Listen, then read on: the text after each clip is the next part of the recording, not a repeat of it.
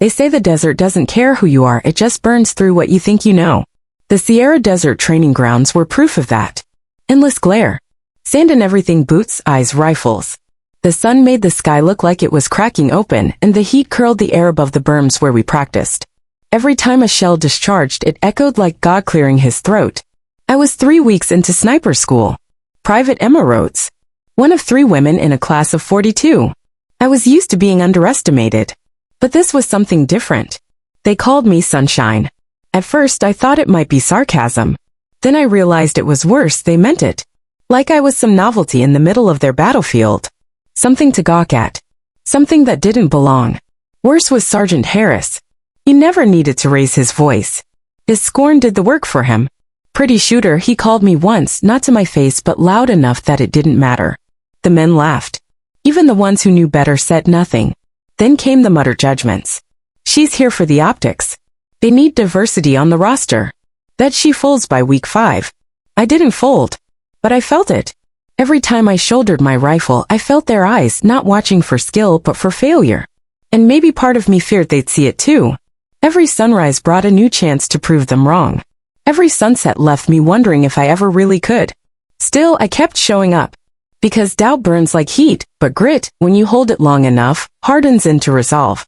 And I wasn't going anywhere. Before the desert, before the uniforms and the call signs, there was Uncle Billy. His place sat just outside Coeur d'Alene, tucked at the edge of the woods. Nothing fancy, single-wide trailer, faded blue, always one shutter, hanging loose in the wind. A rusted pickup parked out front. A dog named Tracker who never barked, only followed me like he knew what I was meant to become before I did. I spent summers there from the time I was 6. My parents worked long hours at the feed store and diner, always just scraping by. Uncle Billy never said it, but I knew he took me in to give them a break. And to teach me things they couldn't. He started with stillness. He'd sit on a stump just past the tree line, motionless for hours. I fidgeted, shifted, tapped my feet. He said nothing. Just let me learn by contrast. Emma, he said one day, as the wind rattled pine needles like dry bones, you don't find the target. You wait until it reveals itself. He put a .22 in my hand that summer. Not like a toy, not with fear, just matter of fact, like handing someone a fishing rod. It's not about control, he said. It's about responsibility. His hands were scarred. Knuckles thick, wrists steady. The kind of hands that fix things. The kind that protected, but only when there was no other choice. He'd been in the service, Vietnam, though I didn't know the details until years later. The medals were tucked in a shoebox beneath his bed. Not displayed. Not polished. Just there. Like tools he no longer needed but couldn't throw away. We built a target range behind the trailer. 50 yards at first, then 100. He made me set up every can, every bottle, every wood post by hand. Respect the space before you use it, he said. Same with people. He didn't let me shoot every day. Some days we just walked. Some days we tracked deer without rifles, learning patterns, signs, movement. Hitting the mark isn't about the shot, he said once. It's about knowing when not to pull the trigger.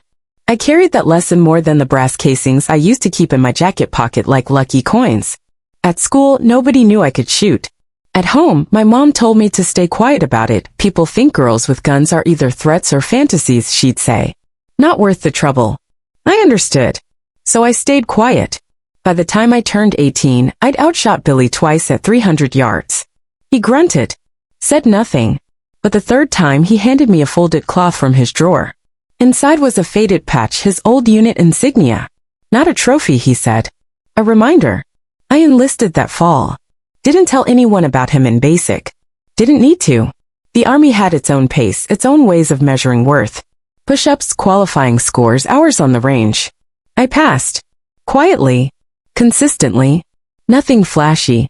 But when the sniper course opened up, I remembered Billy's eyes the first time I hit a bottle cap at 200 yards. Not pride. Just recognition. Like something he'd once trusted in was still alive and well. And still worth passing on. Now, standing in the Sierra Desert, my boots sinking in the grit and sun gnawing at my skin, those days with him felt like a different world. A quieter one. One with rules that weren't written in binders or shouted from behind mirrored sunglasses. Here it was all posturing. Every morning at chow the guys cracked jokes. Sunshine, want us to paint you a pink rifle? Hey, pretty shooter, don't mess up your nails. I kept my face blank. Ate in silence. Harris made it worse. Always with that low voice just loud enough to carry. You know why they let you in, Rhodes. Quotas. Politics. Has nothing to do with what you've done. But they didn't know who I came from. Didn't know that I'd spent years hitting targets with a heartbeat steadier than their mock bravado. That I knew how to pace breath with trigger, how to move without sound. How to shoot not to impress, but to protect. They didn't know Billy. Didn't know how he once sat in silence for 6 hours because he saw Mother Wolf and her pups move through his crosshairs. We don't pull unless it matters, he told me later. There's a line you don't come back from. Here, there were no lines, just ambition. Climbing a ladder that meant nothing if you forgot who taught you to walk. But I hadn't forgotten. I carried Billy's patch folded in my front pocket. Not to show. Not to explain. Just to remember. They didn't ask about my background. Didn't care. They looked at my gear, my posture, the curve of my cheek, and the length of my stride. And they judged. Let them. Because sooner or later, every shooter has to face wind, time, and doubt. And I'd been trained by someone who knew all three. Qualification day started before the sun even dared show itself. We lined up by the long sandberm in full gear, ghillie suits half-stitched from brush, rucks heavy with every ounce of weight we'd earned and carried. The Sierra Desert still held its chill, the kind that gets in your teeth before your bones. But that wasn't what made my hands shake. It was the eyes. Dozens of them. Instructors, evaluators, officers. And peers. Especially peers. Harris stood 2 spots down from me on the firing line. His rifle already rested against the edge of his boot like he was posing for a magazine. He stretched his shoulders, slow, loose, as if this was already a foregone conclusion. He hadn't spoken to me all morning. Didn't need to. The way he eyed me was enough. A kind of bored dismissal, the way a hunter looks at a dog that keeps flinching when it hears the shot. We had 3 rounds. 1 shot at 600 meters. 1 at 700. Final at 800. No redo. No excuses. A single miss and your whole path changed. Back to basic assignments. No long-range work. No forward deployments. The sun crept up, casting long shadows like stretched wire. When it hit the scopes, the shimmer began, waves of heat that made targets dance. Perfect conditions to mask mistakes. And reveal who didn't belong. The first candidate stepped up. Shots cracked out like dry bone breaks. Some hit. Some missed. The instructors marked their pads with quick, cold strokes. No encouragement. No reaction. Just fact. At 600 meters, 6 of the first 10 missed by more than a foot. I watched. Listened. Timed their breathing. Studied the direction of the flags that marked wind across the range. When they called my name, I stepped forward without a word. The world narrowed to a single point. Scope, target, pressure. My palms were dry. My grip steady. When 3 left, 2 cross, I whispered, mostly to myself. I chambered the round. Let out a long, slow breath. The kind Billy taught me back when the tree still whispered answers. Fired. The metal rang. Bullseye. No reaction behind me. Second round. Adjusted elevation. Wind shifted. Minor compensation. Fired. Another bullseye. Crisper, tighter. A few candidates muttered. I ignored them. Third shot. 800 meters. The far edge of what they called beginner mastery. But I wasn't guessing. I was remembering. Billy once walked me through a 1,000-yard shot on a rusted washer hung from fishing line. Don't chase the shake, he said. Wait till it swings back. I watched the shimmer. Counted it off in my head. Then pause. Fired. Bullseye. Clean. Dead center. This time the firing line fell quiet. I lifted my eye from the scope. Felt the pull in my jaw unclench. Let the moment breathe. When I stood, Harris was watching. Not with scorn. Not yet. But something had shifted. The evaluators didn't clap. No one cheered. This wasn't that kind of day. But they took a little longer recording my scores. Didn't rush me off the line. Later, when they pinned the temporary certs on our vests, mine was handed with a nod. Exceptional control, the instructor said. Keep that level. That night, back in the barracks, I sat alone near my bunk. Cleaning the bolt. The room buzzed with conversation. Talk of shot placements, rumors about final pairings, speculation about who would make the cut. Then I heard it. 3 for 3? You see, Rhodes. It wasn't mockery. It wasn't admiration either. But it was acknowledgement. And when Harris passed behind me to hit the showers, he didn't speak. But he didn't sneer either. Just a glance, then nothing. That was enough for now. You don't win trust with one good shot. But respect? Even a flicker of it, that can start with a single trigger pull. I looked at the paper target they handed me, folded in my jacket pocket. My name scrawled in one corner. 3 clean holes through the center. Billy would have nodded once. Not said a word. Just handed me another round and pointed downrange. The morning they posted infiltration pairings, I saw his name before I saw mine. Harris. Last column. My row. I blinked twice, hoping it was a mistake. It wasn't. Someone up the chain, maybe the instructors, maybe fate, thought this would be a good test. And maybe it was. Just not the one written on paper. The infiltration drill was always the quiet proving ground. No gunfire. No direct conflict. Just terrain, decisions, and the clock. 2 candidates enter a map zone, undetected, using whatever route, cover, and instinct they've built over years or weeks. Points off for exposure, time delays, or compromising your partner. Pairings mattered. A weak link could drag you down. An unwilling one could sink you. When Harris approached, he didn't offer a handshake. Just a tilt of the head, the smallest grin. Guess we'll see if your lucky shots come with legs. I didn't answer. That afternoon, we received a satellite map, a mock objective location, and a 12-hour deadline. The terrain was mountainous, a canyon system with scattered tree lines and a dry wash running through the center. I studied the topography in silence. There were 2 obvious routes and one less so through a ravine that looked narrow, brush-choked, but concealable. High risk, but if navigated right, perfect for cover. I suggest we cut through the east ravine, I said. 2 clicks off course but safer from spotters. Harris shook his head before I finished. Textbook answer. Too slow. We go high and straight through the wash. Fast and direct. It's exposed, I said. Spotter teams will have us at the ridge lines. That's why we move fast, he said, tapping the map like he was settling a bet. Unless you're worried you can't keep up. He walked off without waiting for my reply. An hour later we were dropped at the boundary line. The sun had already begun its descent. Long shadows stretched across the rock. We moved. He led. We hit the dry wash in under 40 minutes, moving light, silent, efficient. For all his arrogance, Harris knew how to handle terrain. He checked angles, kept his rifle slung tight, feet low. We moved like 2 pieces in a puzzle. Just not the same one. Then came the first spotter flare. Barely visible, flickering just north of the ridge. My gut clenched. I motioned for us to halt. Harris waved it off. Keep moving, he hissed. They won't see us. Another flare. This time west. Closer. I knelt. Pulled out the map. Flank left. Ridge cut. We'll lose 5 minutes but stay hidden. He scoffed. I'm not giving up time for a maybe. I didn't argue. We moved forward. And that's when the drone passed overhead. Low buzz. Just once. But enough. 10 minutes later, the mock extraction team found us. We were logged as compromised, failed infiltration. Disqualified from advanced evals until retest. We rode the transport back in silence. At base, I pulled off my gear, hands aching from the weight. Harris barely looked winded. Outside the barracks, he smirked. Guess some people don't perform without a script. I didn't answer. There was no point. Inside, a note waited on my bunk. No name. Just block letters on lined paper, folded 3 times. Quit before someone gets hurt. No signature. No threat. But I knew what it meant. I burned it in the can out back. That night, I lay awake, boots by the bed, gear ready, but no peace in my chest. I played the route again in my mind, every turn, every decision point, every moment I'd let someone else steer what I knew was wrong. Billy's words came back, sharp as brass. Protect, even when they don't want it. Especially then. This wasn't just about drills anymore.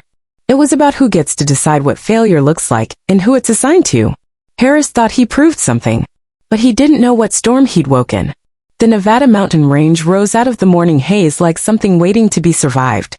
This was our final full-scale field exercise, live fire, real terrain, coordinated teams, tight comms. The kind of test that simulates chaos before chaos gets the first word. We called it dusk fong because the threat comes when you think the light will protect you. They gave us a recon brief at dawn, patrol pattern, objective defense, red team engagement. We were told to expect blanks, controlled charges, instructors posing as enemy combatants. But what we got was different. Harris and I hadn't spoken since the failed infiltration. We were assigned to separate fire teams, but our insertion zones overlapped. I saw him across the ridge once, rifle at high ready, face marked, eyes scanning. He was good at what he did. just not good at seeing beyond himself. My team was 4 strong. I took point. We moved through narrow choke points, watching for movement, tracking heat signatures with compact fluoroscopes. No signs of red team. Just static. Just silence. Then came the first shot. Not a blank. Not staged. It cracked sharp and fast from the north slope. Too high velocity. Too clean a percussion. Private Linwood went down immediately. Real wound. Blood. We ducked into cover. Shouts flew across the comms. Real. Panicked. Something was wrong. I crawled to Linwood. He was conscious but pale. Shoulder wound deep. Not lethal yet. I applied pressure, wrapped the compression bandage from my kit. The rest of the team flanked low, returning fire, only this time they were hitting back. Hard. Rounds sparked off the rocks. Dust kicked up with every shot. This wasn't training. Whoever was out there had live ammunition, suppressors, and intent. The command channel crackled. All units abort exercise. Repeat, abort. Unauthorized hostile presence confirmed. Evacuate to fallback coordinates Bravo 5. I should have frozen. Maybe part of me did. But something else took over, training instinct, Billy's voice from 1,000 miles away. Protect first. Think later. I slung Linwood over my shoulder, his weight heavier than I expected, his breath ragged in my ear, and moved. We took the left cut down the ridge, zigzagging to break line of sight. Bullets snapped past, fast, unforgiving. Halfway to the fallback, we crossed a clearing, and that's when I saw Harris. Pinned behind a boulder, his weapon jammed. He was bleeding from the leg. No movement behind him. Whoever he was with gone or down. His eyes met mine. He didn't ask. Didn't need to. I set Linwood down behind a knotted juniper, gave him my sidearm, and sprinted. 4 threats. 1 above. 2 right flank. 1 just cresting the rear ridge. I calculated in fragments. Threw a smoke grenade left to draw fire. Dropped to my belly and crawled 10 feet before popping up to fire 2 clean rounds. 1 fell. The others hesitated. I shouted coordinates into the comms. 250 by 761. Enemy fire confirmed. Engaged with 3 threats. Need immediate extraction and overwatch. Marking now. I tossed a flare. Yellow arc through the sky. More return fire. Harris ducked, tried to reload. Fumbled. His hands shook. I crouched behind the rise and laid down suppression, 3 rounds at the ridge, 2 at the right flank. Movement paused. That was all I needed. I grabbed his vest. On your feet. He didn't argue. Just limped fast behind me. We reached Linwood. I hauled them both down a ravine 10 yards at a time, like dragging sandbags made of blood and breath. When the evac chopper appeared 10 minutes later, I barely looked up. Just waved the signal cloth. When the medics loaded them aboard, I climbed in last, rifle still hot. Only once we lifted did I breathe. Harris sat across from me, silent, staring. He looked less like the man who mocked me, and more like the one who just saw death blink and step back. I leaned against the wall of the bird, heart still hammering, vision narrowing. He spoke first. How'd you? I cut him off. I came to protect. He nodded. Just once. Not like a man giving in, but like one waking up. The base looked different after a firefight. Even when no one said it out loud, something shifted. The way people carried themselves. How eyes met or didn't. The hush that followed after real bullets had flown when drills no longer felt like practice. 2 days after the ambush, the wounded stabilized, the debriefs completed, I stood outside the operations hall, my boots caked with dried mud, waiting. Inside they were calling names. Valor citations. 3 minutes after the briefing began, the door opened and a corporal stepped out, looked at me, and nodded. Private Rhodes. You're requested inside. The auditorium wasn't large, just enough room for 2 platoons, a podium, and a flag that hung so still it could have been painted. Rows of soldiers sat in uniform. Some stiff-backed, others just quiet. I walked in without ceremony. No escort. Just the slow walk of someone who'd already made their peace with attention. General Carter stood at the front. Tall, composed, voice like sanded stone. She didn't need to raise it. It carried naturally. Command wasn't something she projected, it was something that clung to her presence like gravity. Private Rhodes, she said, motioning me forward. I approached, keeping my eyes ahead. She held a small case in one hand. Inside was the Valor Cross. A clean, steel blue cross with gold inlay. No shine, no excess. Just purpose forged into metal. This award, she began, addressing the room, is not for luck. It is not for standing in the right place at the right time. It is for action taken when others would freeze. It is for clarity under fire. For resolve in chaos. For protection rendered without condition. She turned to me. In the Nevada ambush, Private Rhodes neutralized 4 threats while wounded herself, extracted 2 downed soldiers, including one who previously questioned her right to stand beside him, and continued to provide field coordination until medevac arrival. The room was silent. She continued, voice steady. We honor combatability. We rarely speak of legacy. Today we do both. She opened the folder beside her and read again, this time not about me, but about someone else. Private Rhodes is the niece of William Rhodes, U.S. Army Reconnaissance Vietnam Unit, 173rd Airborne, over 100 confirmed engagements, credited with saving his team during Operation Silver Tree, decorated with the Silver Star Distinguished Service Cross, and 4 commendations for field intelligence. His records, long buried, have now been reinstated and recognized by order of this command. She paused. His tactics, the very ones used in the Nevada engagement, were never officially recorded, but they lived on. In his training. In her hands. I felt something shift in the room. Not awe. Not surprise. Recognition. Carter stepped forward and pinned the medal on my chest. Not heavy, but I felt the weight. After the applause came the handshakes. Quiet. Measured. From instructors, from those who doubted, from peers who now looked with something closer to respect. Harris waited at the edge of the group. No uniform jacket. Arms still bandaged. He approached slowly. No swagger this time. Just a man with something real to say. I said you didn't belong, he said. I was wrong. I nodded once. You earned that, he added. And then some. I didn't answer. Just held his gaze long enough for him to know I'd accepted it. Later, I returned to my bunk. Alone. I pulled the small wooden box from beneath my bag. Inside were 3 things.